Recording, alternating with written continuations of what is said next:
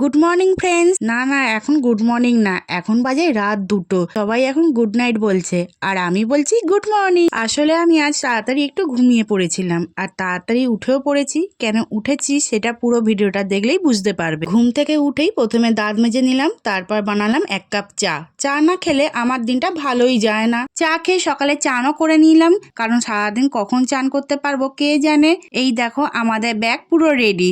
এখন তো বুঝতেই পারছো আমরা কোথাও ঘুরতে যাচ্ছি। কোথায় যাচ্ছি সেটা একটু পরেই বলবো, তোমরা পুরো ভিডিওটা দেখতে থাকো। ভোর 5টার দিকে আমরা বেরিয়ে পড়লাম। এখন তো সূর্যও ওঠেনি, চারিদিকে একদম শান্ত পরিবেশ। বেরোনোর সময় পাড়ার লোকেরাও জিজ্ঞেস করছে কোথায় ঘুরতে যাচ্ছ।